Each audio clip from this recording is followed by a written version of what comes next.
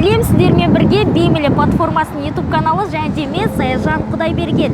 Бүгін біз Мақсұт Нәрікбаев атындағы Қазақ гуманитарлық заң университетіне келдік. Оған келуімізге себепкер болған Беймилі платформасында, Беймилі курсында 4 пән оқып, осы университетке грантқа түскен Жоламан Мұхамедиярмен кездестік. Мұхамедияр, көңіл-күйің қалай? Күшті, керемет. Жалпы Беймилі платформасын, Беймилі осы біздің курсты қалай таптың? Мен негізі бұл курсты Ергі Ахметов арқылы таныдым. Ергі ағайдың телеграм каналынан кірдім. Өзім ООТ-ға дайындалып басталатын кезде. Сол кезде алғаш рет Беймилі платформасының шығып жатқан кезі. Мен сол Беймилі платформасының алғашқы түлегімін десем де болады. Өйткені мен Беймилі курсына 10 сыныпта да және 11 сыныпта да 2 жыл қатарынан қатысқан болатынмын. Вау, керемет. Сонда получается сен 10 сыныпта да оқыдың, 11 сыныпта да оқыдың. Соның нәтижесінде сен қанша балл жинап және осы университетке қалай грантқа түстің? Мен жалпы Беймилі курсының арқасында ОБТ-дан 120 балл жинадым. Бұл мен үшін өте ең күшті сезімдердің бірі болды. Жалпы математикадан 38 және географиядан 39 балл алдым. Қосымша пәндерден тарихтан Әлібек ағаймен дайындалған болатын және оның арқасында 15 балл алдым.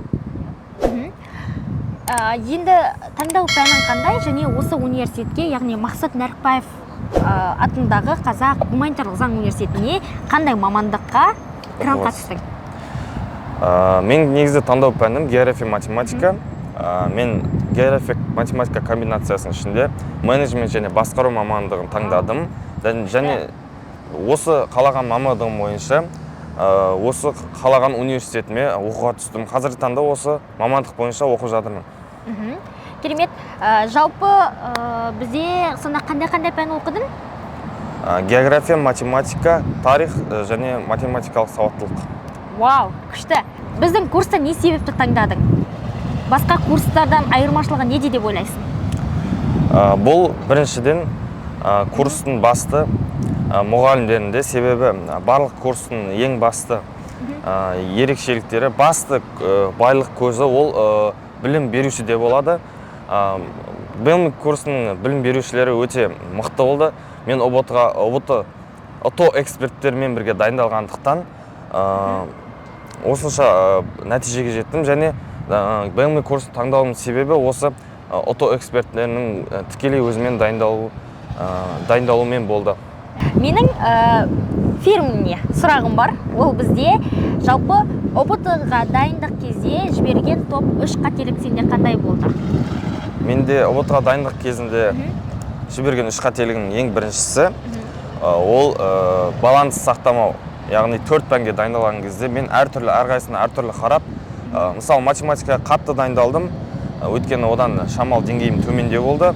Ал қалған тарих пен географияға өте аз көңіл бөлдім десем де болады. Себебі өзімнің шамалы іште фундаментім болды географиядан, сондықтан оны алып шығам деп ойладым ОБТ-да. И соның кесірінен өзім қалаған балды бірінші ОБТ-да аламай қалдым да. И осы баланс сақтамаған кесірінен, осы қателік кесірінен мен өзім бірінші ОБТ-ымды сәтсіз жасадым. Екінші ОБТ дайындық кезінде баланс сақтай отырып қайталап шығып, өзім қалаған балымды алдым. Ал екінші қателігім бұл нақты жоспар жасамау. Мен тек жаңа айтып кеткендей математикадан дайындалсам, тек күніне бір сабақ көрсем де жетеді деп ойладым. Ал ол негізі нақты жоспар болған жоқ. Мен бір күні сабақ көрсем, екінші күні көрмейтін, сондай жалқаулығым ұстап көрмей қалатын болдым. И сондай нақты жоспарсыз болған дайындықтың кесірінен жаңағыдай бірінші ОБТ болды, сәтсіз болды. Менде осы 2 қателік болды. Мен осы 2 қателіктің кесірінен бірінші ОБТ-тан кейін көңіл күйім түсіп, өзім сәтсіз нәтижемді алғаннан кейін барып түсіндім оны. Одан кейін сабақ алып барып, екінші ОБТ-ма дайындалып, Құдайдың қалауымен жақсы нәтиже алып шықтым. Сендерге де осы 2 қателікті, басты 2 қателікті жібермеуді ұсынамын. Бұл 2 қателік биылғы жылы мен өзім танитын барлық оқушыда болды десем де болады. Себебі өзімнің сыныптастарымда да осы қателіктерді байқадым. Алдағы 20-24 түлектеріне бұл қателіктерді жібермеуді ұсынамын. Жалпы сенде қаңтар ұбт-сында қанша балл болды және нағыз ұбт-да қанша балл болды? Немесе осындай сұрақ, сен біздің беймелек платформасына келмей, яғни беймелек курсына қатыспай тұрып, нәтижең қандай болды? Қатысқаннан кейін нәтижең қандай болды? Сол жайында айтсаң. Мен ұбт-дан басты сынақ ұбт-сынан 11 сыныпта негізі. Ол кезде де енді қатыспай тұрып, қазан айында мен комбо курс алған болатын беймейді. Ал оған дейін қыркүйекте пробный тест тапсырған кезде мен 80 балл алған болатынмын. Ол кезде 80 балл мен үшін аз көрінді. Ол кезде мен 80-нің өзі сол кезде жақсы нәтиже көрінгенмен басқалар үшін мен үшін аз болды. Өйткені ішіндегі әр пәннен жеке-жеке мен балдарым өте төмен болды да. И өзіме ұнаған жоқ сол балл. И қазан айында мен БМ комбо курс сатып алдым. И қаңтар айында ұбт-да жақсы нәтиже көрсеттім. Осы курстың арқасында қаңтар ұбт-сында 121 балл алдым. Осы тоқтаусыз 3 ай ішінде. Мен өз армандаған қалаған университетінде оқып жатырмын. Қалаған мамандықта оқып жатырмын. Оған бас себепкер болған ата-анама бірінші алғыс білдіргім келеді. Олар менің мотивациям бола білді. Олар маған үміт артты. Сондықтан мен осы арманымды орындай білдім. Ал екінші, бұл арманымды орындауға көмектескен БМ ұстаздарына алғысымды білдіргім келеді. 2024 жылғы бітіруші түлектерге, ұбт тапсырушыларға басты кеңесім, мен секілді өз армандаған университеттерінде оқуға келсе, БМ платформасының ұстаздарымен бірге дайындалуға кеңес беремін.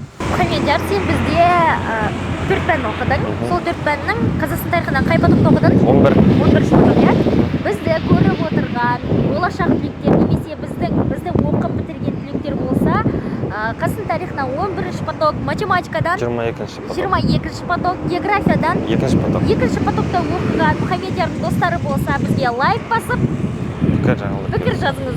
Және біздің платформаны, жалпы біздің курста өзіңнің қарындастарыңа кеңес беріп жатсың ба? Иә, оқып жатыр уже. Кім оқып жатыр бізде? Қарындасым оқып жатыр, биыл бітіретін. Биыл бітіреді, есімі кім? Бірғаным. Қайда оқып жатыр? Смет Сағыныш апайдың биология курсында, және алдағы уақытта Әлібек ай мен Ергек айдың математика сауаттылық пен тарих курстарын оқиды. Оқуға кеңес бересің, иә? Давайте біз Мұхамедиярдың қарындасы Бірғанымға сәлем жолдаймыз. Сабағыңды жақсы оқы, берса грантқа түс, ағайыңыз жолын берсін. Келесі кездескенше аман сау болыңыздар. Давайте, пока. Всем.